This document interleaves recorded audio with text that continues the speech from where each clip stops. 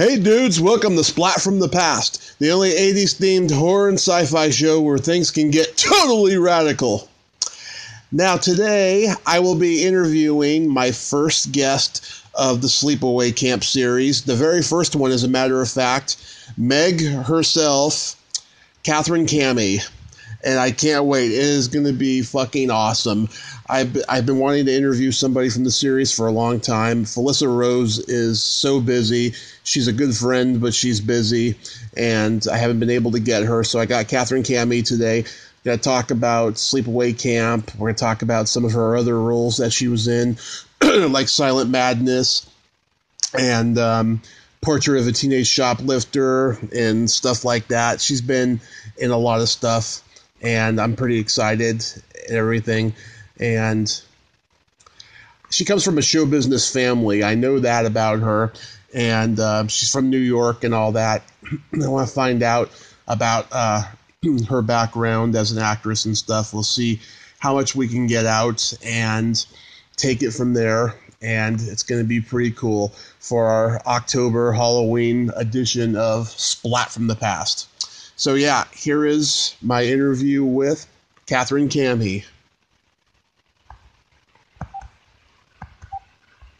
Hi, Katherine. Sorry, I blanked. Sorry about that. I was sitting here waiting, and then all of a sudden I was like, let me go downstairs, and then came back, and I got 4 o'clock. That's okay. Stuff like that happens all the time on here. Cool. Awesome. It's such an honor. I haven't been able to get anyone from Sleepaway Camp, not even Felissa. She's busy, she's a Renaissance woman, Yes. But I appreciate you taking the time today. I'm thrilled. Oh, you don't get asked to do podcasts often, do you? No, I don't, and I'm kind of addicted to them. I listen to them like crazy, so it's kind of fun to do one. Wow, that's crazy that they haven't asked you and stuff. I hope after this maybe they will. Yeah, I'm ready. I love to talk. What more could you want? Yeah. First, I wanted to ask you, are you easily offended? No. Okay, thank God. Why? Why? Occasionally, I like a swear word to slip up, Oh, God, no, I'm from New York. Oh. No. No, and so that is okay or not okay? No, it is okay. Okay, great. Yeah. No, I will try to refrain, but I'm born and raised in New York, so we're known cursors, so. Yeah. That's awesome. Yeah. Now, I know that you came from a showbiz family. Your mother was a classical pianist, and your father was an actor and director. Yeah. So did you fall in love with performing from the very beginning? I did. I was a ballerina. I started ballet classes. My mother was an accompanist for a ballet studio in New York and played kind of everywhere. And they threw me into classes because I was just annoying and following around everywhere. And then I just got a love for the stage, and then just hardly got into acting when I was about 11 years old. Mm-hmm. And so you did theater? I did. I started doing some theater, and then did some commercials, voiceovers, books on tape kind of thing, and then a lot of extra work, and then just auditioning sort of and learning at the same time, and then and then just started booking actual bigger jobs. Did you make it to Broadway? I didn't make it to Broadway. I made it to off-Broadway, though. I did audition for Broadway a few times for, I think it was Brighton Beach Memoirs or Biloxi Blues, and got very close. Then I did a show called A Shana Madel off-Broadway for about a year, and I replaced Melissa Gilbert in that. Oh, nice. Yeah, so that was good fun. Wow, Neil Simon plays. Yeah, we just lost him. I'm a huge Neil Simon fan. I know, me too. It's very sad to lose him. Very sad. Yeah, that guy was such a genius, Yeah, amazing. The way he was able to turn his pain into comedy. Yeah, incredible. It's very, it's some of our brightest and most brilliant comedians are very very much in pain and dark. Mm-hmm. And they let it all come out in their comedy. Absolutely. I've been doing stand-up for 12 years. No way! Yep. Oh, that's amazing. Where do you perform? Wherever I can. I don't get booked that often because I don't have a whole lot of movie and TV credits, even to be an MC or an opener for the headliner. It's just it's a real weird political system the stand-up comedy scene is now. But I'm going to try to make it out to LA next year to work out there. Oh, awesome! Yeah, it's, my daughter studied at the Groundlings for many, many years, and there's a lot of sketch comedy and improv, and just loves it. Yeah, I'm a huge Groundlings fan. I was thinking about taking classes out there when I get out there and stuff. Yeah, they're pretty incredible. They're amazing. She's doing really well, so it's fun. We go all the time and see all the shows. So. Mm-hmm. I've interviewed a couple past Groundlings from like the Pee Wee Herman era. They're very nice people. Oh my gosh! Oh, that's so cool. Yeah. Oh, wow. I read that your school was where Fame was filmed, and you got to be like in the background. Yeah, I was more than in the background. I was. They were having auditions, and I was entering as a freshman into the school so that summer we were filming, and it went into the fall, and I auditioned through my manager that I had for an actual part, and I got very close to the part that the lovely Laura Dean ended up doing, who I was very good friends with, and she was a couple years older than me, and she was definitely more right for it. And I got sort of an upgraded kind of extra part. I was featured extra. So I did a lot of dancing on cars and in the lunchroom scene, and there's definitely a spot where you can see me pretty clear in a couple of places. And that was incredible to work on. I worked on for like 2 weeks on that, so that was amazing. Wow. Yeah, it sounds like it. And then you started doing soap operas like Guiding Light and All My Children. A lot of actors I've talked to have said soap operas are like the hardest acting job in the world. 100%. I was a young teenager when I auditioned for All My Children. I had just screen tested for the part of Cassie. I think it was on One Life to Live. Mm-hmm. And I didn't get that, and they recommended me over to All My Children, and I ended up getting it, and I had no idea what I was in for. I think I was a sophomore or junior in high school, and I was just supposed to do a few episodes, and then they wrote me in, and I got a contract for 3 years, and I've never had to work so hard. It was the memorizing of the lines, and it's just very difficult. It's a long day, and it moves very quickly, so you got to be ready. Yeah, it's weird how like technology hasn't advanced to the point where soap operas can be shot differently now because they shoot it exactly the same. You know, there's no stopping. There's memorizing 50 pages of dialogue a day. You know, it just they haven't figured it out yet. No, and I've done more through the years. I did Guiding Light after that, and then I did a few years ago I did a guest spot on General Hospital for a few weeks, and it was the same thing. Like, oh my God, it was much harder being older, having to memorize a lot. But you got through it. You got to get through it. Yeah. Just one take, get it done. Yeah. Then you did my favorite after-school special, Portrait of a Teenage Shoplifter. Oh my God. Yeah, that was pretty incredible. It was a very famous casting director who cast The Godfather, Lou DiGiamo, and I'm pretty sure he cast me in that. And yeah, that was definitely interesting to get involved with that kind of shit. But it was good. It was I like doing things that have any kind of message too. Mm-hmm. So that was good.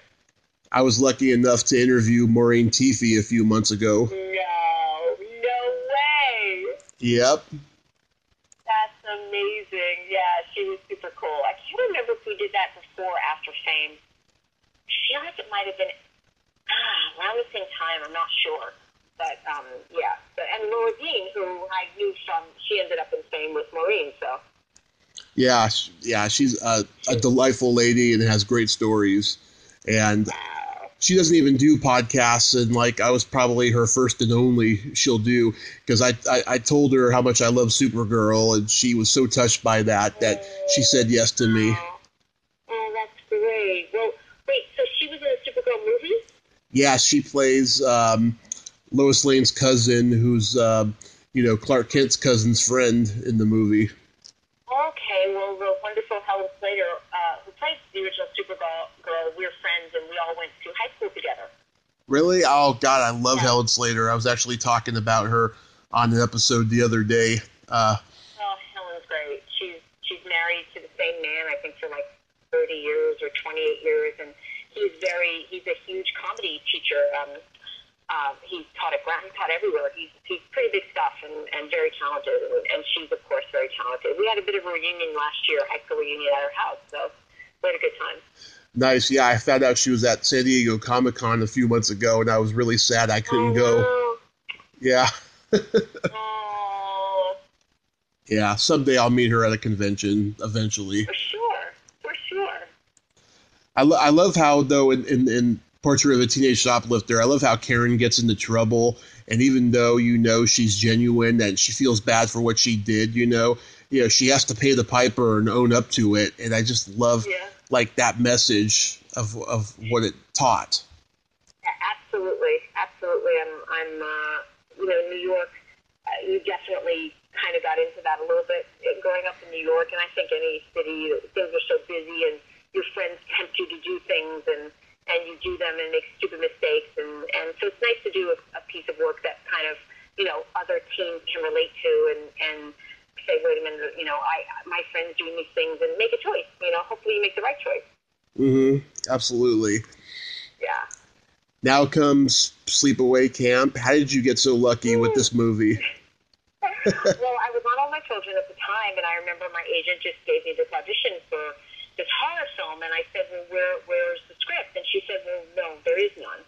And I said, okay, where are my lines to audition? She said, well, there aren't any. It's going to be just completely improvisational. And there wasn't a lot of that then, and I was like, okay, well, who am I playing? She said, I think you're just going to be a mean counselor. I said, okay, and I went to the audition, and they said, yep, here's the scenario. You're a tough kind of not very nice counselor, and you're introducing yourself to your cabin. Go.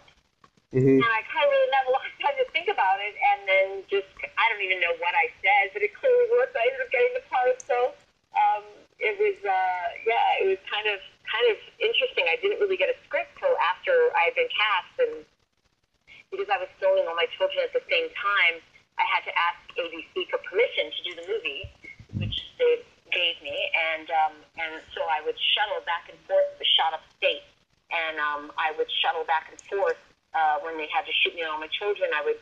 They sent a car for me, and I'd drive back. I think it was like 4 or 5 hours. And shoot, and then go back up and shoot Sleepaway Camp, and we actually stayed up there in a motel. So it was definitely a good time. Wow. Yeah, what I like about Meg is that she's this, wisecracking Brooklyn tomboy bitch who's supposed to be an example, but instead she's kind of a bully like Judy is. Yeah, totally. Yeah, she was going to do exactly what she wanted to do, and kind of the kids were all just annoying to her. I mean, she clearly was just there to get what she could get out of it. Really didn't care. And if you were giving her any trouble in any way, well, that was just not going to happen. She was just annoyed and going to just get rid of the problem. Mm-hmm. Yeah, I watched this movie on USA Up All Night when I was a kid, and oh my gosh. Well, it was all edited, Yeah. And I immediately had a crush on Felissa as Angela. I was bullied a lot as a kid, and I mean incessantly bullied. And Angela was my dream girl because I felt like she could protect me from bullies. I know that sounds weird, but at that age it made sense. Yeah. I think that's beautiful. That's that you can get that from the movie. Wow, that's amazing. That's amazing. What Felissa is just. She was young. I don't even know how old she was, but she was just couldn't have been. I think it was one of her first jobs, and she was just the sweetest, loveliest soul. I couldn't believe what a nice girl she was. It was so hard to be mean to her. Mm-hmm. It was so beautiful and just such a good soul and a good person, and it was so hard to be mean to her. Yeah, well, yeah, Felissa is very resilient, you know, and the reason her and I get along so well is because we're both perverts. Nothing offends us. Yeah, she's great. I mean, everyone was wonderful, and Chris Calais, who played the boy who helped her and stuck up for her, he had an incredible career after that and did really well. And yeah, he did Firstborn. Mm-hmm. I love that. I love that movie. He's great.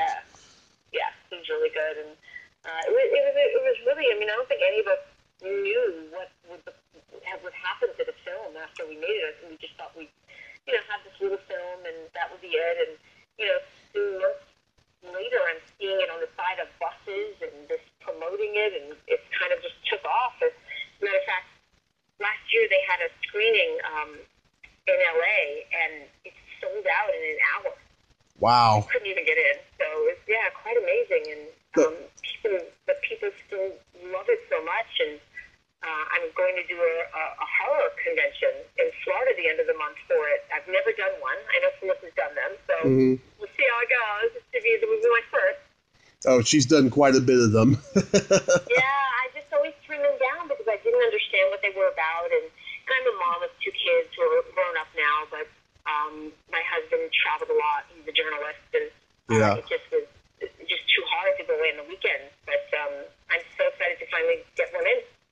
Yeah. Oh my God. I've been going to conventions for 2 years. I am just completely hooked on them. The autograph prices can be pretty damn expensive and stuff. But I know it's going to be hard for me. I hate doing that, but I guess that's part of the deal. But I just love going to them though because they're just amazing, and the people I meet. I'm going to one next weekend. Really? Mm-hmm. Well, I'm looking forward to it. I'm looking forward to saying hi to everybody and hearing stories and telling stories, and it should be really interesting. Yeah, you'll have a great time. Yeah. Were you satisfied with your death? I was very satisfied with my death. When we shot that scene, because that's like a dream scene for an actress. But of course, the actual shooting of it is never that fun. I think it released 102 fever. I had the flu, really sick, and the shower water was not warm, and we had to I was really sick, and I just remember I had to lie on my stomach for 3 or 4 hours to do that makeup, and then do that scene over and over and over, and then falling out, and it just was a lot. I don't want to give anything away just in case anybody hasn't seen it, but it was hopefully they've all seen it by now. But it was not easy just because I was so sick. But I think that even my mom drove down to come and be with me because I wasn't sure I could get through it. But now you can't tell, and then it was just so great when it was done and to see it up there and just how well they did it. Yeah, I would have liked a little bit more blood, but I liked. Yeah, right. Yeah, but I liked how your screaming was really singular with the knife going further down. You got that, dude. You're an expert. Wow. Yeah, that was definitely timed. I had to press my back against the wall and turn my head and scream at certain moments as I guess they're yelling where the knife's going. And it was a little technical, but it was my first foray into something like that. And I did another horror film after that called Silent Madness. Yep. I was going to ask about that after. I'm a horror film expert now. Yeah. Oh my God. And it was great karma for Meg because she just made a really creepy date with a counselor half her age. Well, my husband had never seen the movie, and he finally watched it about a week ago. Yeah. And he said, "What the hell?" He's like, "You're coming on to that guy?" Yeah. And he was like, "How old were you at the time?" And I go, "I know. It was a little weird, but I just went with it. It was in the script, and Mike Kellen was such a incredible actor at the time. I was so happy to be working with him. I had known his work, and he was kind of quite well known, and he had a great sense of humor about it, and kept making jokes about how lucky he was, and so it was good. Yeah, so weird. It was so weird. No kissing scene or anything, so I was okay with it. Yeah. If I could be killed by Angela, I'd like to be tickled to death. Oh, Because I'm such a pussy. oh, I love it. I love it. Oh. Did you see the sequels? I think I saw the one with a Bruce Springsteen's sister in it. Oh, well, yeah, she's in 2 and 3. Yeah, I think I saw one of them. I think I saw the second one. Yeah, but it was a long time ago. Yeah, I can remember it very well. Yeah, she went to high school with my dad. No way. Yep. They used to hang out. They used to smoke pot and drink together, everything. Oh, my gosh. That's incredible. Wow. Yeah, I reached out to her a couple months ago, and she's like, "Oh, God, I totally remember your dad. Tell him I said hi." She doesn't like to talk about her career, though, because she's a photographer out in Hollywood, and she likes to focus on that. Sadly, Felissa would love it if she did conventions and stuff, but I don't think Pamela ever will. She will, yeah. Well, you never know. I said I wouldn't either, and then here I am, so I'm doing it. Yeah, we'll see. Yeah, we'll see after the first one. Did you and everybody involved know that Angela was going to have a dick?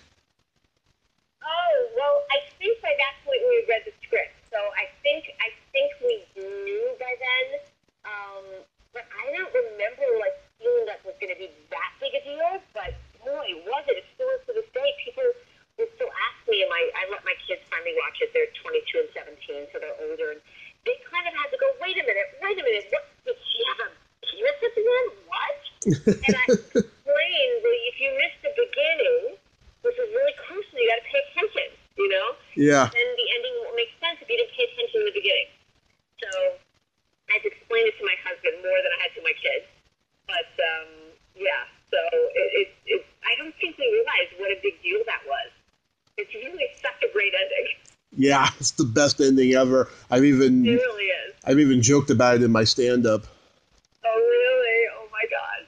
Yeah, I've insulted, some heckler, and stuff. I start making dick jokes at him. I said, this guy's dick is so small, he refuses to watch the end of Sleepaway Camp. Oh, my God. Did people get it? Only the people who have seen the movie, yes. In the movie, yeah. But then I have, a bunch of others, too, that I say that they laugh at more. That's great. That's great. Well, my daughter sort of followed in my footsteps, and she's an actress, and she's done her first horror film. I don't know if you've seen it, called Holidays. Holidays. A year or two ago? No, there's a lot of new horror movies I haven't seen yet. This is great. I think it's on Netflix. It's anthology. Holiday anthology. It's really good. You're going to love it. You're going to love it. And she's in the first one. The first one, I'm not sure. She's a Valentine's Day. Mm-hmm. So have a look. You'll love it. Wow. I wrote a horror anthology script not too long ago and stuff. I write horror movies. Oh, wow. Incredible. Yeah. That's the one thing I'll tell you that the world will never get tired of is a horror film, ever. No. Especially if it's a good one. Yeah, keep doing it. Get it out there, Make it yourself even if you can. Make it short and send it around. Mm-hmm. Absolutely. So then you did Silent Madness. Yes. What was that like?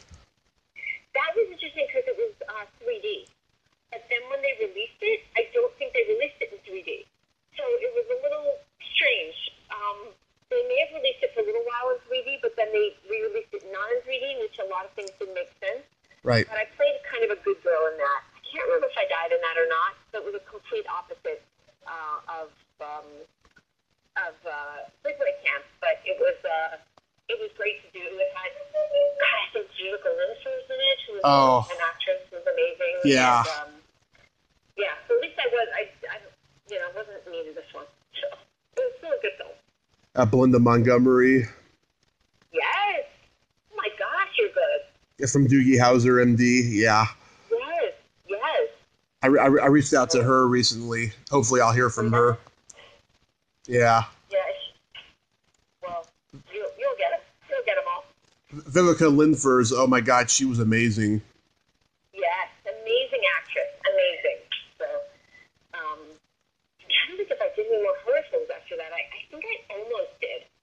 Mm-hmm. Not to say I won't do anymore.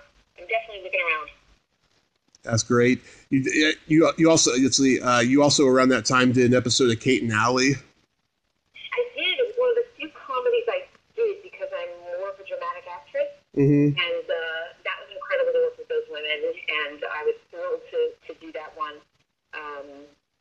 It was again, it was great to book a comedy. I hadn't done a lot of comedy, and so that was good. Mm-hmm. And Holland Taylor was in that episode. What was she like? Gosh, I don't even remember her. Gosh, I don't even remember she was in that episode. I don't know if I worked with her. I can't remember, to be honest. I'm sorry. Oh, it's okay. Anything you can remember, I'm happy with.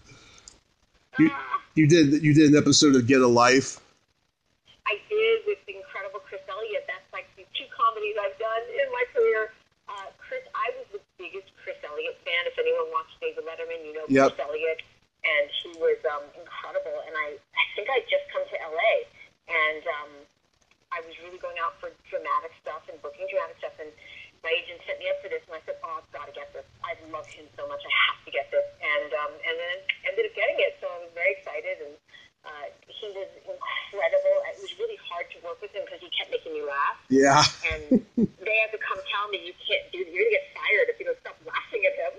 So it was really hard to keep a straight face when he's looking at you right in the eye doing his shtick. It was just super talented man. Yeah, I think he's an underrated genius. And totally.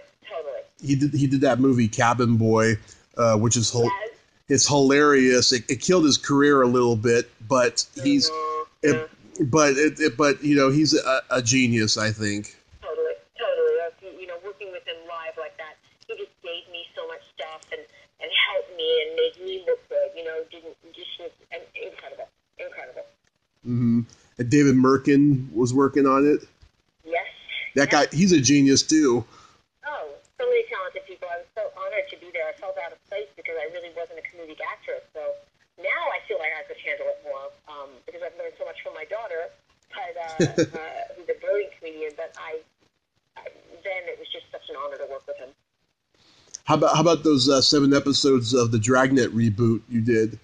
Yeah, that was probably one of my favorite things I've ever done because I got to wear a gun and play a cop and run and pull it out and work with the magnificent Ed O'Neill. That was, again, I went in just to do one episode and ended up doing 7 or 8, 9 episodes. I can't even remember. And I just had my son. He was about a year and a half old, and I was just thrilled to play a detective and work with these incredible people. And he taught me so much, Ed O'Neill. And he was, because when you do sort of that kind of show, you speak a certain way. It's very quick, but you can't really speak too quick because then people won't understand you. And born and raised in New York, I speak very fast.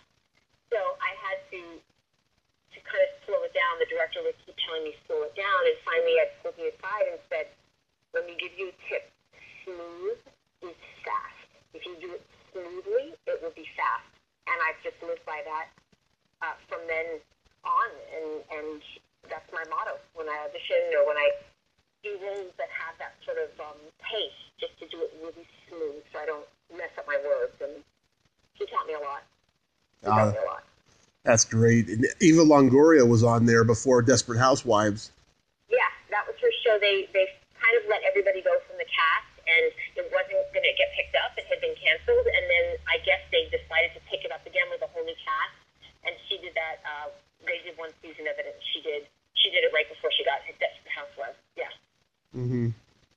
Yeah, and then Ethan Embry is now doing incredible. He played Ed's partner. He's on the Jane Fonda Lily Tomlin show. Oh yeah, on Netflix. Yeah. Yeah, he's on that, and he was great, and I just saw him in a movie, I believe, as well. So he's doing incredible.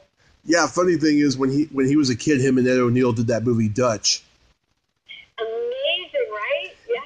Yeah, and we were very close. And Ed didn't even recognize him on the first day of filming of Dragnet.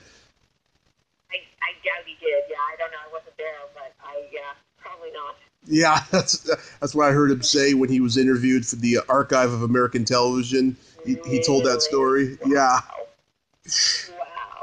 Yeah, it's crazy. Amazing. Yeah. So you've been working nonstop for the most part throughout your career? Pretty much. I mean, I feel like sometimes it's not enough, and then other times there's been a lot. But again, I had 2 children, and I rescue dogs, so I'm always busy. But I definitely have been pretty much a steady flow of work since I was a teenager. There's more work in California for sure. I miss New York all the time, but there's so much out here. Mm-hmm. I'm a big believer in there's enough for everybody. I love women booking roles and my friends. It makes me very happy. I don't feel jealous. I feel very happy for them. And what's good for one is good for all of us. So I'm always thrilled to see my peers working. Oh yeah, but there were no like lean years where you didn't get stuff. Oh, for sure. I think there's always those years as an actor, and there were years, during when I was pregnant with my children, when I actually worked both during my pregnancies, but there's times when you really want to be working more and it's just not there. But now for me, it's a good time, I feel like, for me, because I fall into the sort of ethnically ambiguous category, and everything is, right now it's really about diversity, and I sort of can play anything, so it's kind of a good time for me right now. I seem to be working quite a bit, and I'm so happy that's come around to the way it is now. I'm really happy for you, Katherine. I really am. Thank you. So, you got that convention coming up. When is it? Yes. I believe it's the weekend of October 26th. I think it's called Spooky Empire, I think. And it's going to be in Orlando, so come on down. Come on down and check it out. Oh, I wish I could. I'm so broke these days, Oh, it's hard. It's hard. But I'm working on moving to LA and stuff. I've been working on it for quite a while, but it looks like it might happen. Awesome. Do you have any other upcoming roles? I do. I have 2 commercials running right now. One for Nationwide and one for Capital One. Mm-hmm. Then I'm on the season finale Sunday night of Get Shorty. I'm in 2 episodes in the second season. Episode 7, episode 10 coming up, where I play a famous director named Kath Nardini, who directs, and I work with Ray Romano, Chris O'Dowd, and Steve Weber. So there'll be some fun surprises on that. And it's a great series. If anyone hasn't watched it, you should binge it. It's incredible. I didn't even know there was a Get Shorty series. Yes, it's amazing. I think Ray Romano does his best work ever that you've ever seen. Wow. Yeah, and Chris O'Dowd is just extraordinary. So. Oh, that's awesome. That's so awesome. Yeah, you'll love it. You'll love it. Trust me. Well, Katherine, I thank you so much for your time today. Of course. Thank you so much for having me, and I look forward to talking to you again. Yes, I'm glad that your manager approved for us to do this. Yes, for sure. And so, you just you don't want to upset anybody, Yeah. You make it kumbaya. Yeah. And you're a lot nicer than Meg. Oh, thank you. I am a very down-to-earth gal. Yes, you are. And I hope we get to meet at a convention or a screening in the future. Definitely. It'll happen. Awesome. Well, you have yourself a great evening, and I'll tag you on this in Facebook if you accept my friend request. Of course. That'd be great. Awesome. Okay. Talk to you soon. Bye-bye. Bye. Well, there you have it. Katherine Kamhi. Ain't she a sweetheart? Thank you so much, Katherine. You're a very sweet lady. Like I said, a lot nicer than Meg. You're a very sweet lady, and I enjoyed talking to you. I'm just so blessed and so lucky with the guests I get on this show. I can't tell you how profound it is. I don't mean to come off like I'm tooting my own horn or anything, but I am so lucky with the guests that I get on this show, and Halloween October is only going to get better, folks. I promise you. It's going to be just fucking awesome. I'm going to have so many horror people from cult movies that it's just going to be fucking awesome.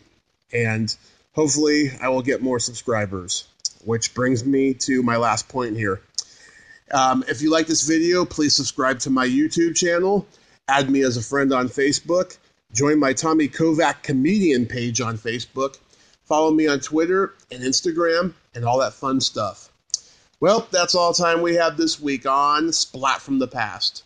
Until next time, this is Tommy Throwback Kovac saying, there's no shame in living in the past, because the present sucks. Later, dudes.